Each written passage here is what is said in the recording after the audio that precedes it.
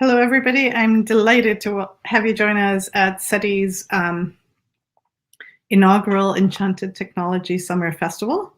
I'm Nandini. I'm one of the founders, along with many, many other people of CETI, a creative and emergent technology institute. And we're really excited to have this workshop series. The series is a very impromptu, intensive set of workshops, lectures, conversations, labs, demos around wearables, costumes, e-textiles, and will culminate in a show on August 21st. So the whole series was supported very generously by the Oregon Community Foundation and by Portland State University, which has given us sort of this beautiful space for our lab, and I hope you come visit sometime soon. So if you want to learn more about CETI and what we do, and we're going to do a series of things like this, find us on our website, CETI, CETI.institute, and sign up for the newsletter. Follow us on social media, again, CETI.institute, and subscribe to our YouTube channel. Hopefully you're watching this, and subscribe and share, because we want to share. We want this access to this community of people doing amazing sort of projects, research, education, experiments in creative technology. So for today, as part of our speaker series that we're streaming, I will add a caveat, which is streaming is new to us, and sadly technology is not perfect. Even though it can be magical at times, it can be glitchy. So if we have technical difficulties, we'll come back, so don't worry. And but I just wanted to give you a sense of what we're doing. And before I introduce the speaker, you will soon stop seeing me talking. And Scott Garner, who was our amazing speaker yesterday, is going to be streaming and moderating. So we'll put your chat, some of your questions on the chat. So put your questions in the chat. We will sort of try to get to them, and join our Discord. Our speakers will join the Discord, and the instructors, and continue this conversation. So we want this as part of a beginning of a conversation, not the end. So I'm looking forward to seeing you there. So today, I'm so delighted to welcome Shashi Jain, who's going to talk about three things. I'm going to miss this because I can't see the slide anymore. Three things I learned about space by working with AI. But Shashi is a strategic tech innovation lead for health solutions at Intel's Internet of Things group. He does all sorts of support and amazing work around startup and design thinking, Internet of Things, machine learning, and 3D printing spaces. He just brings this amazing sort of diverse skill set of working with businesses, of rapid prototyping, and community building, which is incredibly important. He is the Global Education Director for Thai Youth Entrepreneurs, Oregon, that teaches entrepreneurship and innovation skills to high school students. He also works with the eNable community to deliver 3D printed prosthetic limbs to those in need.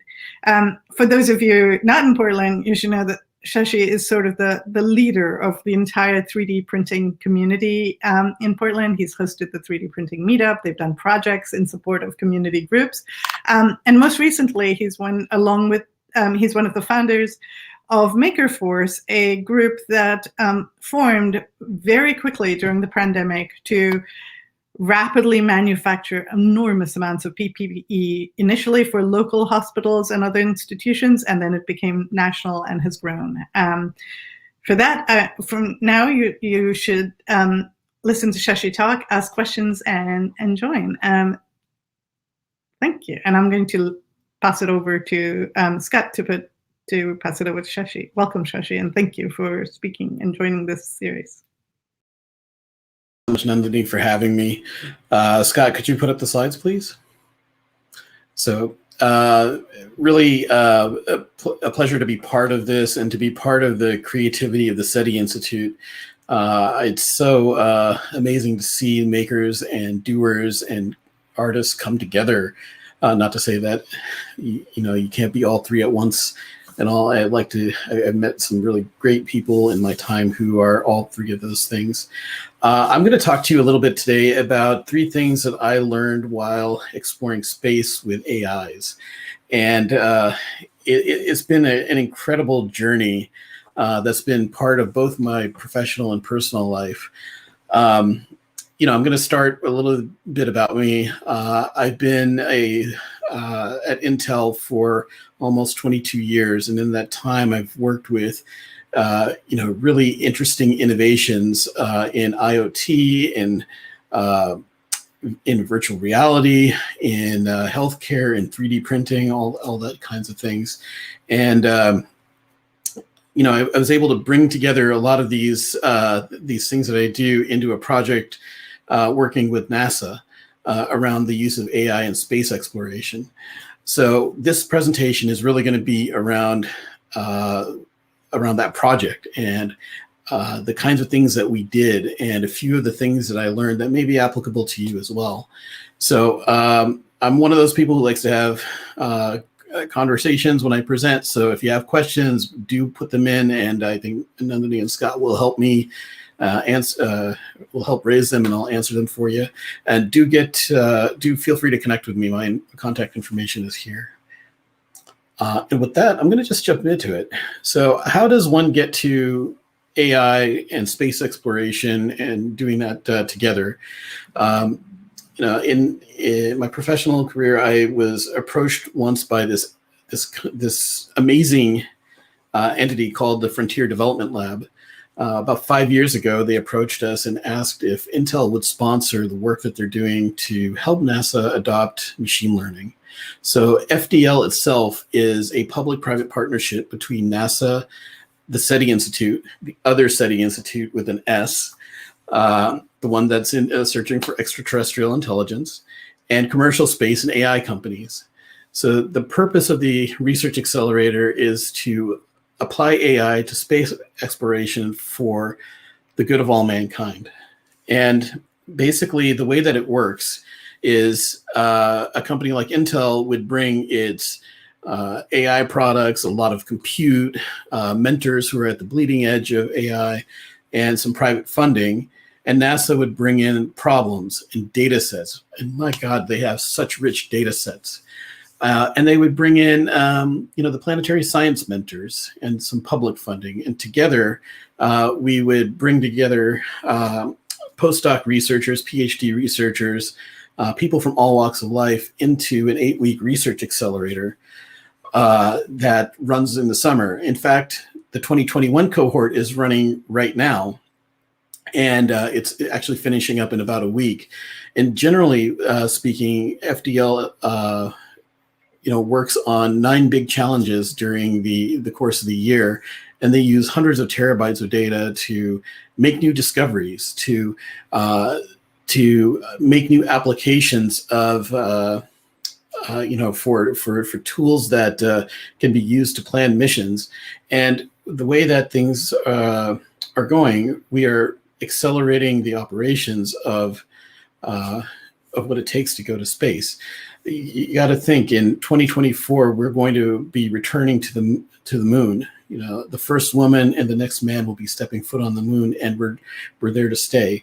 So there's going to be 1,000 different decisions that have to be made up until that point.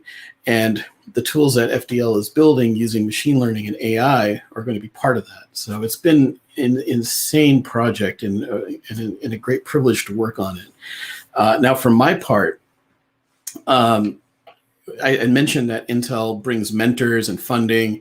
I'm the partner. I'm wrangling the funding. I'm finding Intel technical mentors, and I do some mentoring myself.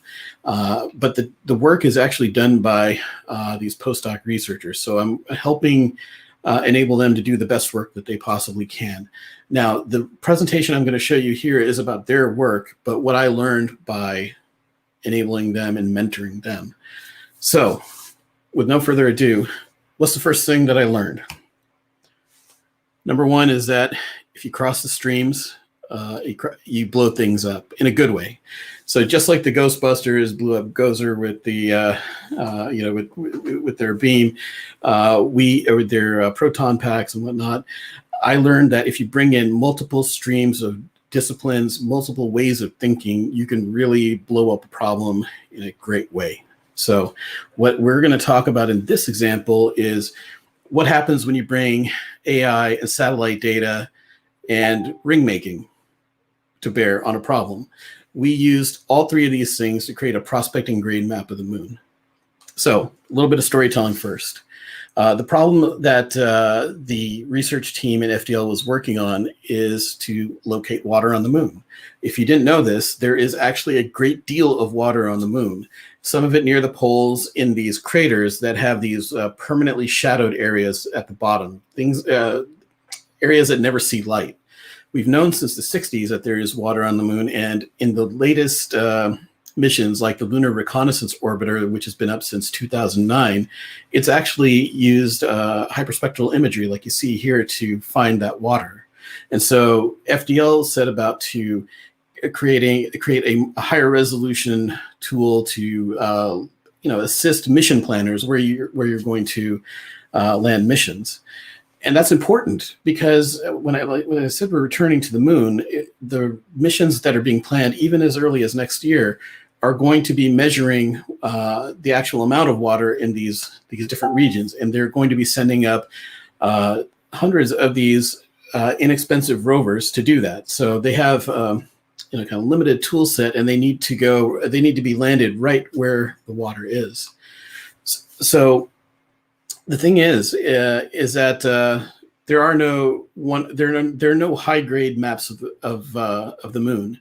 We have just like we have on Earth, we have these amazing high definition maps that are available to us on our phones.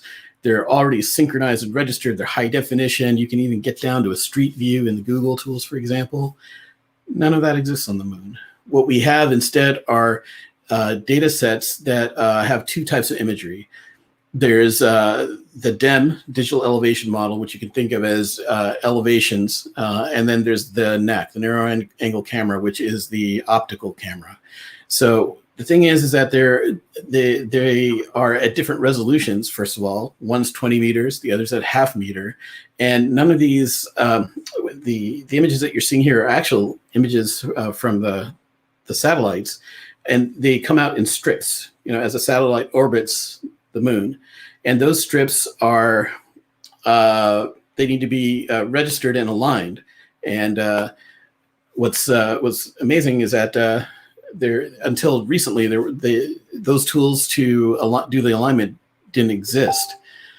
So the problem that we set out to solve in this challenge was to look at the mapping quality of the moon, knowing that water's at the poles. Mapping in the poles is problematic. We wanted to create a tool that would help map makers create high resolution maps at the poles and at the equator of the moon using the image sets that we just had. So the problem I told you about is like co-registration. We have these different these strips of imagery from satellites, and none of them are aligned. Some may be going this way, some may be going this way, and so on and so forth. And you can see that they would need to be rotated, aligned, and so on and so forth. On the Earth, this is easy. We have bodies of water, we have roads, we have man-made structures, but on the moon, the only thing we got are craters. So, there's millions of craters on the moon, and if you look at these images, if you zoom up really closely, you can see that there's per square inch of image on the screen, there are hundreds of craters. And so before all of this was before there were machine learning tools, there was computer vision tools that were assisting people who were planning missions, but it was still a very manual process. So in FDL, they set about a breakthrough solution that would extract craters from images from the polar and equatorial regions of the lunar surface. So they basically set about this problem. Now, imagine that you were given these two images. Does this have a crater, or does this not have a crater? Is it is that an indentation, or is that a bump? And depending on your perspective, it could be either or. And as soon as I said, is it a bump? Some of you, I'm pretty sure, got the, immediately your mind's transitioned from, oh, that's an indentation, to, no, that's a bulge. I know that it happened to me. So what we set about to do is to create a data set that we could use to train a machine learning algorithm. And we created that data set by labeling by hand depth images and as well as optical images. And we created this data set of more than 50,000 images to train the algorithm. And we had to go and create kind of like a Tinder for craters, if you will, to do this. No crater, and so on and so forth. And there's a bunch of volunteers who did this for us. From there, we set about building a machine learning model. And what this would do is take the crater images, break them down, and then identify that there were craters inside of the image. So there was a problem, though. There was one step called the convolution, where we do convolutions, that was not performing well, and that needed essentially a filter or a some piece of math that was just it was just not working. In the 8-week accelerator, at the 7th week, the second day in the 7th week, we still didn't have results. And you can imagine how frustrating this was. We had done all this data labeling. We had built this machine learning pipeline, and we still just couldn't get good results. So I happened to be sitting with another person from another research team. His name's Casey Hanmer, a really interesting, fascinating guy who works at NASA Jet Propulsion Labs now. And we were, you can imagine the frustration as we were just kind of blowing off steam. So I was telling him about the problem, and then I noticed that he was wearing this ring. And this ring is actually 3D printed. You can see the layer lines just very slightly in the upper left of the ring here. And since Nandini had mentioned I'm into 3D printing, I said, dude, that's an amazing ring. And we got talking about how he built this ring. And it turns out that this is a 3D printed ring using data from Mars, the same data that was captured on the moon, depth and imagery overlaid on top of each other. And he managed to 3D print this and make something that looked just like the surface of Mars. And the problems were really similar between the machine learning tool that we were trying to build and his ability and his ring. So we sat down and I explained the problem to him, and he looked at this and he was like, you know what? I built this filter for doing this ring. Maybe there's something that could be done here. Maybe I could take what I learned from making this ring and apply it to your problem. And what he ended up doing changed the course of our project. He built this thing, which is deceptively simple, but it was an adaptive convolution filter, which I can tell you what it is, but I cannot maybe explain to you how it works. But this was enough to break that logjam and get us the results that we needed. So, what this kind of looks like to you, it's deceptively simple, but it's kind of different representations of craters from different angles. And it gave us a baseline to train the algorithm to recognize craters coming in from those little tiles, and it utterly transformed the progress that our little group was making. So we started with a very manual process, and the next best computational tool was not that much faster, and the team ended up building a network that was 98% accurate and thousands of times faster than the next closest tool. So what could be done in 10 hours for 1,000 images using the previously fastest tool, what we did in 1 minute. And we could identify 1,000 craters in about a minute with 98.4% accuracy. And it was because of this chance conversation that we had about 3D printing that really unstuck us. So remember, that approach of crossing the streams of thinking is like super important. That's number one thing I learned from here, and I've carried it through into my own work here as well. So we spent a bunch of time on this, crossing the streams. The next thing I'm going to talk about is constraints, and I'm going to carry through my movie theme here. This is from Men in Black. Remember at the very end of Men in Black, and I hope I'm not spoiling it for anyone here, but it turns out that the cat was wearing a whole universe or a whole galaxy, maybe in its inside of its little charm. The next thing I learned from FDL was to think small to deliver big. And it's totally related. I'll tell you how. But the first thing we're going to need to do is talk about a huge problem that's facing the world today, and that's flooding. You can't go a day without hearing about a new flash flood that has impacted some part of the world. I mean, just last week there was flooding in Europe and all over Europe, and particularly hard hit was Germany. Images like this are becoming really commonplace, where people are feeling the effects directly of climate change. And it's shocking, but the number of people who were affected by these weather-related disasters prior to 2015 was about 2.3 billion, and it's only rising from here. And what are we doing about it now is we're using satellite data to detect flooding. This is what satellites see both before and after flooding. You can see this was in Thailand in 2011. We know what regions are flooded. We know what infrastructure is affected and how the flooding progresses based on after the fact imagery here that we've seen. And once we know that flooding is happening or going to happen, we need to alert relief workers who are on the ground. Now, in countries like the US and the UK, the imagery is actually readily available, but in other countries don't have access to it.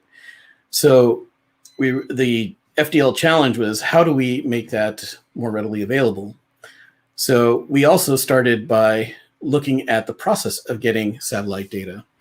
And if I were to break it down for you, from the time that you notice that satellite is happening to you get overflight to you get recognition that satellite there's flooding in the satellite imagery to notifying an emergency worker, it's actually several hours before that for this entire process to happen. So imagine that being almost 50 hours, and the bulk of that is by tasking the satellite and getting overflight of the area, and then beaming down the imagery, and then producing a map, and then data verification. So there's basically 2 days of delay, and you can imagine that in that time how many billions of dollars of damage could be done in that time.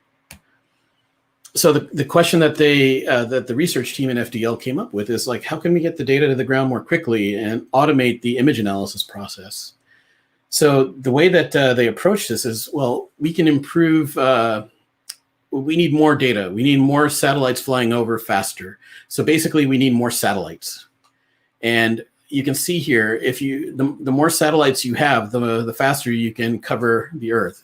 And again, when I talked about on the Lunar Challenge, how satellites cover in strips, this is what I'm talking about. There's a narrow a view of the Earth that they can see, and then you have to go, cover the Earth with many flights to get the whole Earth.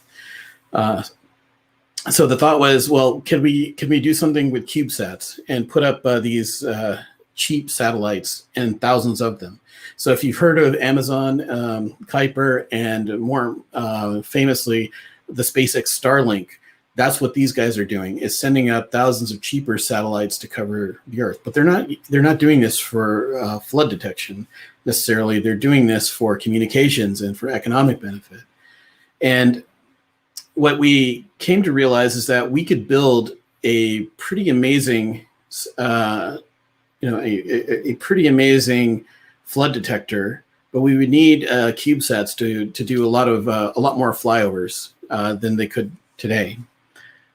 So that's what they did. Is they started, much like with the Lunar Challenge, they built the World Floods data set, which marked what flooding looks like on real satellite imagery, and they built an open data set that anyone could use to identify floods really quickly. So it shows 150 floods, 618 flood maps, and then they built 235,000 tiles, and it's a third of a gigabyte on cloud storage. And they built a machine learning tool. So I skipped over a lot of the build up to this, but they built something multi-stage that could identify floods in multiple ways and then kind of sum those things together. So what you're seeing here are the results on Google Cloud running on GPUs in fairly expensive GPU instances. So on the left, you can see the image of the flooding happening, and the ground truth is everything in blue is considered flooding. And so what they built was the SCNN on the bottom. So that one is much closer to the ground truth or the true areas of flooding than the previous best algorithm was. And you can see here again, even with cloud cover, additionally, the thing performed really well. So they had this algorithm, and they got to thinking, well, what could we do to make this better? So this algorithm, it processes really fast in the cloud, but you have to have the data in the cloud in order for that to happen. So remember, a lot of the time was tasking the satellite, downloading the data, and then making the maps. So it just happened that the European Space Agency was building a satellite called FESAT. And the FESAT was carrying an Intel Movidia's vision processing unit. And this was being tasked to look at climate change, but they also realized that they could push a new algorithm to do flood detection inside of this satellite. And so the researchers looked at this and said, if we can do all of this analysis on the satellite itself, we could reduce that time down to almost nothing. And that's so we took a look at that, and imagine going from the cloud, which has thousands of MIPS of compute, like not thousands, it's like it has a whole lot of compute horsepower, a whole lot of resources to store big data sets in memory, the fastest GPUs. There's no worrying about power or thermals or anything like that. But on a satellite, it's the exact opposite. You have a very tiny amount of compute, a very tiny amount of RAM, very limited power. But they took on the challenge. And the team used some of the Intel tools and some of their own ingenuity, and they compressed this algorithm down into something tiny enough to fit on the satellite. And in doing this challenge, FESAT carries the Movidia's part. Imagine being able to do that same algorithm, that's flood detection on the satellite itself. They got that, they did that mapping. They made the algorithm small enough, but they only lost a percentage point of performance. But the model size went from gigabytes down to 0.5 megabyte, which could fit on a satellite. And most importantly, it could detect a flood in under a minute. Now imagine sending, instead of megabytes of imagery down to the Earth and taking hours to detect a flood, you send us a message down to the Earth in a single minute after detecting the flood on the satellite. That's the big idea here. That's the big picture that this team accomplished. And what's amazing about this is just so that FESAT went up earlier this year, and then just a few months ago, another satellite went up carrying this Movidia's part, and is actually running this flood detection algorithm. So there's a satellite above us that's a flood detector running this algorithm, and it's amazing. But think about that. They went from having a wealth of compute down to having a very constrained environment, but they their output was so much more applicable and impactful in the constrained environment. So I look at constraints kind of as a multiplier, and in my project. So that's number two thing that I learned from all of this. Now, the third thing I'm going to talk about is actually about applicability. You know, and really about the question of why are we exploring space ourselves? You know, why are we exploring space at all? And you know, like I'm calling this "what goes up should come down," but really it's about giving first. The first thing I would like to point out here is that space exploration through NASA has given us many innovations that have translated out into our everyday lives. If you use memory foam, if you use a computer mouse, if you use cameras on your smartphone, you're using technology that's translated out of space and out of the space exploration efforts. But what we see today is this, and we hear about billionaires, you know, going into orbit, going into space, and it feels like a giant ego trip.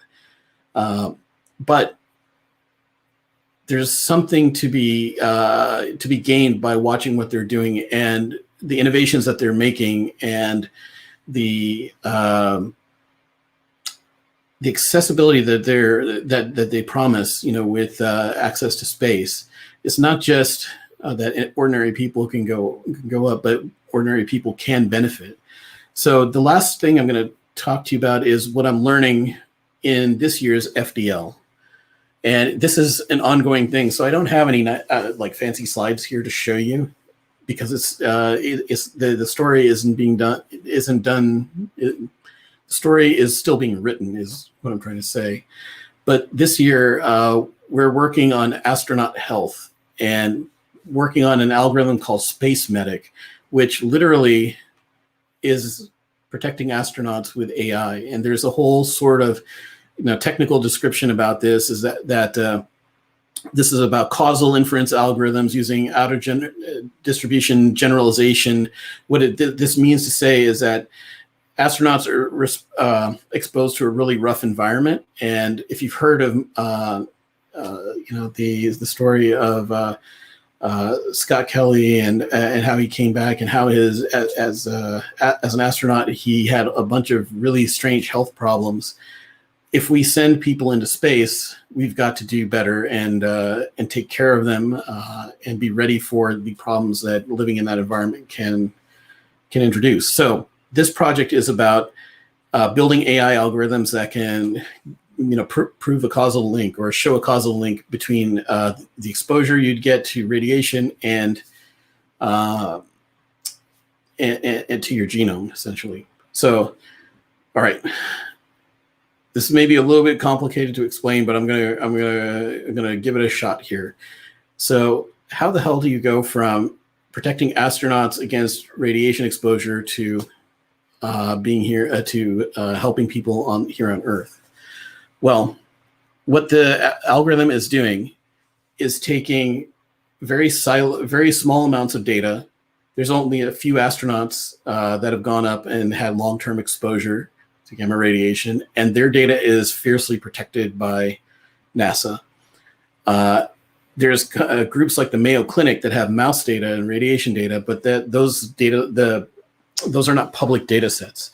So the first thing we did is help them set up what's called a federated learning system. So instead of the data coming to the algorithm and training the algorithm goes to the data, gets trained up, and then comes back and is used to do good.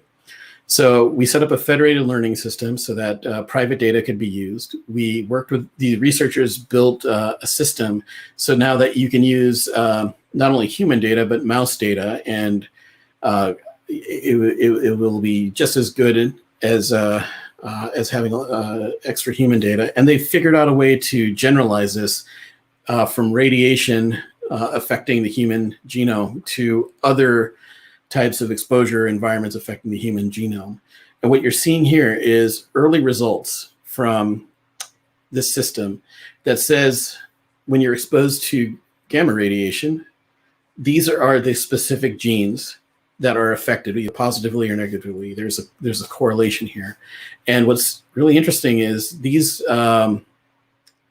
some of these genes track to immune response, some track to the cancer forming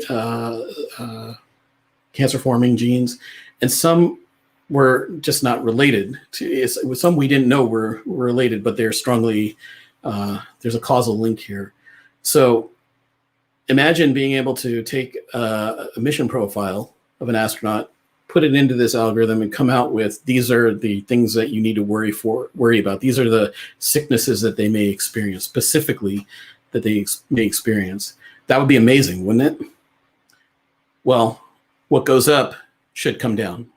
How do you make protecting astronauts a treatment that anyone can access? And I'm going to ask you a question here. What if we could take that same algorithm and apply it to rare diseases? There's 7,000 diseases that have very infrequent, they're a very low number of people who experience them. But there's 30 million people in the world who experience these rare diseases. And there's a shocking thing that I heard is they're the biggest consumers of lab services in hospitals, because if you have a rare disease, you'll go through many, many tests, and you'll be well documented in order to find out what rare disease you have. And what's interesting is that these rare diseases come in constellations. It's never just one at a time. There's usually a group of them at a time. What if we could take the same algorithm that we use to detect the effects of gamma radiation on astronaut health, on an astronaut genome, and apply it to these rare diseases to identify which diseases that people have, so that we can improve their quality of life, so that we can get them the treatment that they need without having to be going through so much lab process or going through so much discomfort. That's where we're going with this. So how did we get here? It was through a conversation about how do we give back, specifically with our partners at the Mayo Clinic. So FDL and Mayo Clinic and Intel are working on this problem. And so that's a question that we explicitly asked, and now we have an answer. How do you protect astronauts and protect people? It's by finding the right problem to solve here. So I've gone on probably a little bit longer than I had planned to, but these are the three things that I learned by exploring AI with space. Just to summarize here, to cross the streams, apply multidisciplinary thinking, and blow up the problem in a good way, right? Number two, think small to deliver big. Constraints can really be multipliers if you use them correctly. Again, we delivered a much faster flood detection algorithm by constraining the algorithm to a satellite. And the last one is what goes up should come down. When you're thinking about your projects, how can you align them to give first and to give back? Those things, those questions should come first in my mind. And there's a power in thinking about them first, so that you can align your work, whether it be personal, professional, artistic, whatever you want to call it, towards giving, and you can have an amazing impact that way. So I wanted to give a huge shout out to the partners at NASA and at the Frontier Development Lab. And I'm gonna leave it here. See if you have I'm happy to answer any questions that you may have. Shashi, I'm going to jump in and hijack your stream a little bit, if you don't mind. Can you hear me okay? I can, yeah. Hi. So first, I just want to say it's super amazing, very inspiring talk. I feel like it will take me a little time to digest all of those, because each of your three topics I feel like is a world unto itself. In particular, I'm interested in if you could talk a little more about, especially in the context of the this festival that's associated largely with well, kind of all of the sort of like hacky, interesting things that CETI likes to do, but also specifically around wearables and e-textiles and things like that. And some of your topics, I feel like perfectly align with that. And I just wanted to see if you could elaborate on those a little bit. One, crossing the streams, of course, is a necessity in these kinds of projects. You know, you're taking different skill sets from different realms. You're taking different materials that are maybe not compatible or different technologies and finding ways to mush them together. So I think that's amazingly great advice. And then on top of that, I also think really great advice for people getting started in this realm is to kind of appreciate constraints and welcome them in some ways, because a constraint can be so helpful, especially if you're starting out, to kind of narrow your vision. And really, I find that constraints, you know, they define the boundaries of a project. So I just wondered if you could talk a little more about that idea of crossing the streams and finding constraints in your work for the people watching and who'll be watching the video after it's posted once the stream is over, who are, you know, new to these kinds of technology projects with 3D printing and conductive thread and microcontrollers and all of that kind of stuff. Yeah, that's a fantastic question. I'm thinking back to when there were things, or in the early days of wearable hackathons, and one of the times that I practiced these things, maybe without consciously knowing about it, was at an early Arduino hackathon. The wearable kit had just come out, and we wanted to try out, you know, the use of silver thread with the light blue bean and a few other things. And we started we started by, as a core group, you know, describing the problem that we wanted to solve. And then we started going around and asking other people what they thought. You know, here's a problem that we want to solve. And then we let them play it back to us. And we found the most interesting people that way. And we ended up with a team that actually won this hackathon.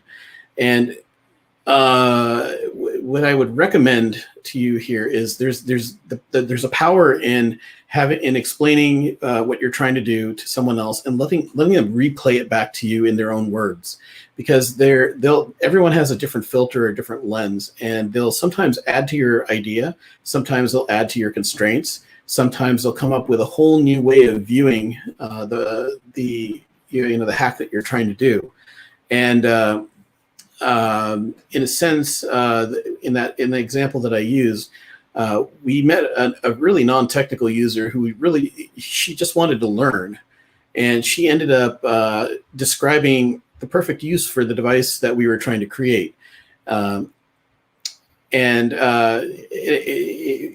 fact, we got to the point where she had kind of set a vision for us during the hackathon, and we had her present at the very end about not only why was the hack cool, but where it could go in the future.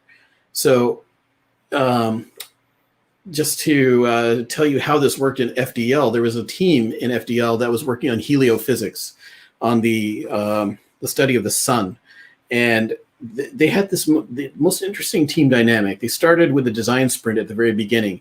There was 2 planetary scientists and 2 AI scientists. And initially, in order for them to get familiar with each other's work, the AI scientists would have to explain the planetary work, and then vice versa.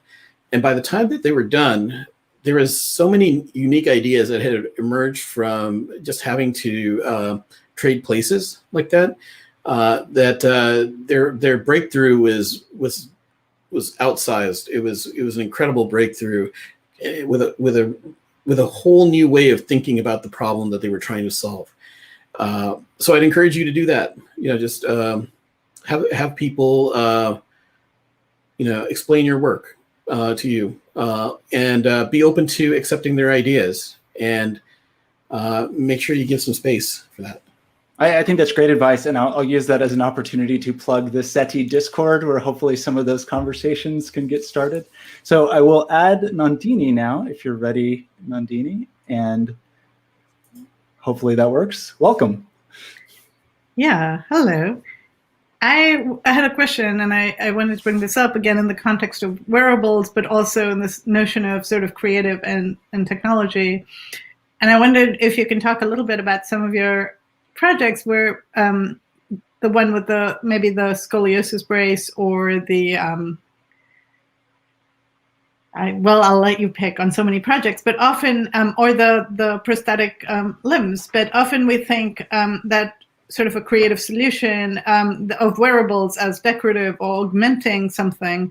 But your work sort of shows how important it is to think of it as transformative, as sort of improving sort of your state of health or your state of wellness, or you're sort of allowing yourself to really sort of embrace your identity in whatever way. And so I wondered if you could talk a little bit about that. Yeah, absolutely. So Nandini is referring to a project I did with a company called Unique, UNYQ. Later in the Discord, I'll send a link to a talk I did about that. So basically what Unique does is they make 3D printed prosthetics or prosthetic accessories. Today, they're doing covers for arm and leg prosthetics that give an anthropomorphic look to those devices. And really, they're called fairings, and these fairings make the users feel more confident and stylish around their prosthetics. It's really about giving them confidence as opposed to giving them more functionality. And a few years ago, Unique was in a position to do the same with scoliosis braces. So if you've ever seen those are plastic braces that envelop your torso, basically. And they're mostly worn by teenage girls to prevent the curvature of the spine or scoliosis from getting worse, so that it's a way to avoid surgery. Now, these things were normally made of thermoform plastic, and what Unique was doing was taking a body scan of the user and then 3D printing a scoliosis brace. So just like with 3D printed, for other uses, you can make some beautiful and complex designs. They were adding that complexity and function as well to the 3D printed braces. So they were lighter weight because they used structure and geometry to make to reduce the amount of plastic used. They were personalized. You could put your name, you could put text and whatnot. And they were using advanced geometries, like they would build in clasps and things like that. So the thing is that they had a problem with these braces in that it was compliance. They originally came to, I was introduced to their CEO through Autodesk, and they were talking about compliance being a problem, that even though these braces were beautiful, the young girls who were wearing them didn't want to wear them because, I mean, they're still a prosthetic.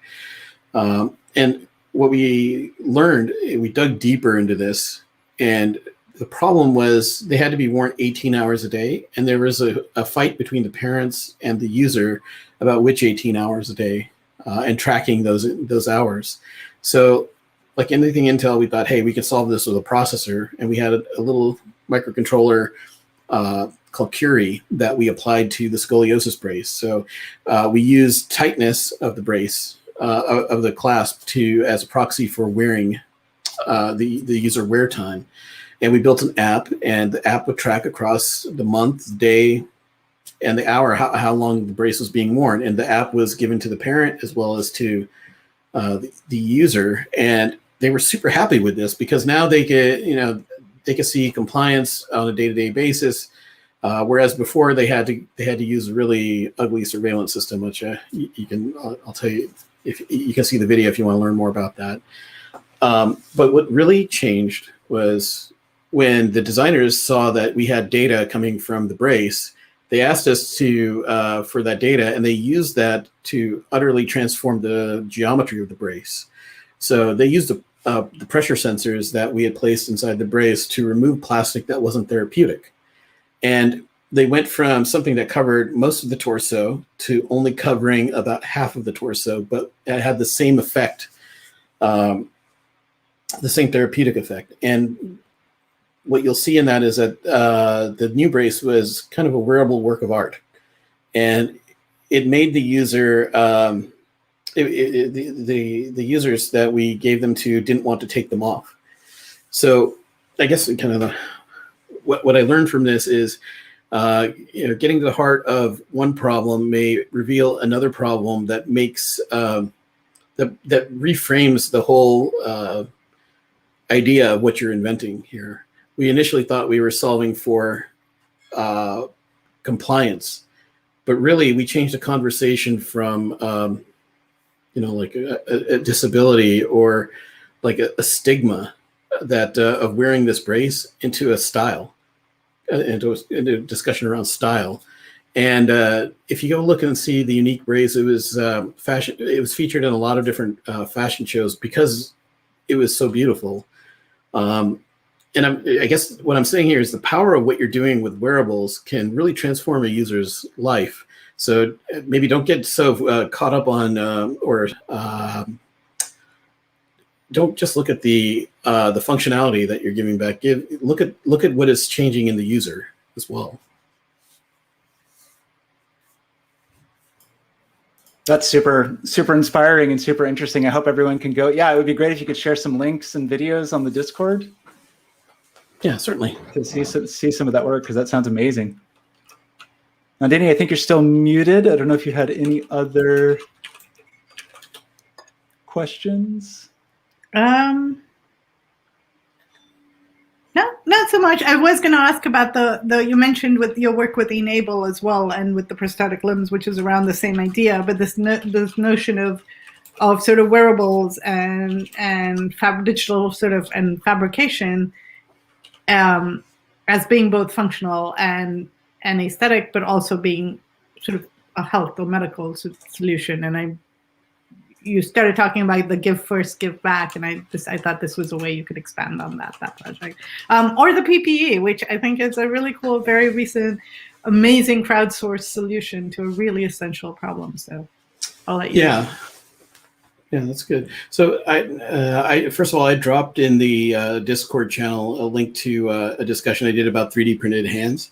I don't think there's one on MakerForce, so I'll talk a little bit about that. When I think if you ask anyone here, where they were when the pandemic started, everyone will have a story. Mine was that I had been on assignment in California and was working down there for, during the week and coming back on weekends. And we were sent back home early on, like in early March of 2020. And we had learned that COVID was getting really bad and that we needed to, just go online for a little while. We knew a little while would be this long. When I got back, my 3D printing meetup group started pinging me and saying, hey, we're hearing that this is getting bad. Some of them had relatives who worked in hospitals, and they were asking us to do something, to print them a face shield, print them a mask. And we started getting these requests every day. And then finally, the startup community put me together with some hospital administrators, and we got to learn just how bad the problem was. And originally, I was thinking like, hey, we can't make 3D printed PPE. That doesn't make sense. It's not medical grade, et cetera, et cetera. And then finally, we decided as a community, we're just going to do something about it. That there was some designs in Europe that had been approved for face shields and for masks. We would bring them over and we would do a crowd print, just like what you do for art. And we rallied the community. We ended up building a community of about 400 volunteers with 650 3D printers. And over the next 6 months, we 3D printed just about 26,000 pieces of face shields and face and masks and anything else that were needed. And we worked with partners to get another 30,000 pieces to local native groups that were in the direst need as well. But we set up what I call a pop-up supply chain. So we had all these makers who wanted to participate, but and they could 3D print, but they couldn't do the rest of the stuff like find a recipient or deliver or clean or Q&A the parts. So we found volunteers for all parts of the supply chain, and we built this software on Airtable we call the Rapid Assistance Database. And even so it allowed makers to get small jobs, 5 pieces of PPE there, 50 there, 10 there, just depending on how much capacity you had. And that's how we delivered that many pieces and stayed coordinated. So MakerForce is now a nonprofit that builds and starts new projects on this rapid assistance database. In fact, right now we have a project going on serving a nonprofit called Operation Hope, and we're 3D printing little STEM kits. In fact, these STEM kits include these little 3D printed geometric shapes that can be used to make, or the connectors that can be used to make geometric shapes. So basically, you take shapes and you can connect them together with straws, paper straws, of course, not plastic. You know, these kits will be going into these larger kits going to kids who are underprivileged, and they'll learn a little bit about science and be exposed to 3D printing too. So what MakerForce did, you know, in PPE and delivering PPE has turned into a service organization of manufacture, you know, for manufacturers and makers that anyone can join.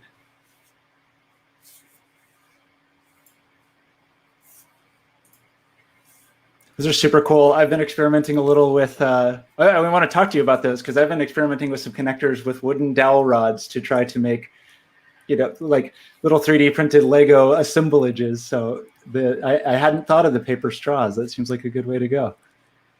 Yeah, yeah. And what's fun about this is, you know, we started with chopsticks as well, but we figured we'd be creating a lot of just a lot of waste for no reason. So these paper straws can be recycled, and then this stuff is made out of PLA, so this can be tossed into recycling as well when it gets done. And a nice thing about the straws is then it's easy to run wires inside them in case people want to do wired projects. Cool. Yeah. Nandini, do you have any other comments? No, I'm going to jump in and say, and this is why we have these amazing speakers, because you realize it's like peeling an onion. You start talking, and Shashi has like infinitely many projects that are all really exciting and inspiring. And I hope you take advantage of this and sort of continue the conversation on Discord over the course of the year. I think Shashi, sooner or later, will be down to the lab to do projects or talks or bring the maker community in and to work on crowdsourcing something else. So join us, but thank you so much. I want to round this up because I realize to be mindful of all of your time, but thank you so much, Shashi. This has been so inspiring and exciting. And I hope you realize, like, each of our speakers has a whole different take on what wearables are, what a direction, but this was an amazing combination of sort of wearables, health, invention, and entrepreneurship, and sort of small scale, rapid manufacturing and prototyping. So thank you. I'm so grateful that you would join us in this inaugural series. Awesome. Thank you so much, Nandini, for having me. It's been awesome. Oh, and Miguel showed up right at 5:59, just in time for the stream to end, so we can sign off with this message from Miguel. Great. So I guess that's the end of it. Everybody can visit CETI.institute. And once again, thank you, Shashi, and thank you, Nandini. Yeah. Goodbye. Goodbye.